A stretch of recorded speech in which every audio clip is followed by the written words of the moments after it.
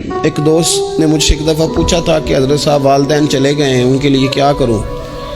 تو بڑی بڑی چیزیں بھی کی جا سکتی ہیں، لیکن میں نے اپنے اس محبت والے دوست کو یہ محبت والا مشورہ دیا تھا کہ میں چونکہ آپ کو جانتا ہوں آپ نماز میں کوتاہی کرتے ہیں،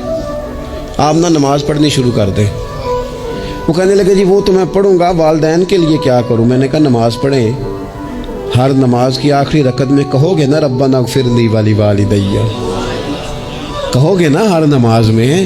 تو کتنا بڑا اجر ملے گا آپ کے والدین کو۔ اور پھر وہ سارا اسلوب کہ پہلے آپ نے قیام کیا، پھر آپ نے رکوع کیا، پھر آپ نے سجدہ کیا، پھر آپ اتحیات میں بیٹھے، پہلے آپ نے اللہ کی بارگاہ کے اندر اس کی عبادت کرنے کا دھم بھرا، پھر اس کی وحدانیت کی شہادت دی، پھر اس کے محبوب پر درود پڑھا، اتنے سارے کام کر کے اب آپ نے آخر میں کہا ربنا اغفر لی ولیوالدیّ، یا اللہ مجھے بخش دے اور میرے والدین کو بخش دے۔ تو بتائیے اللہ کتنا کرم فرمائے گا۔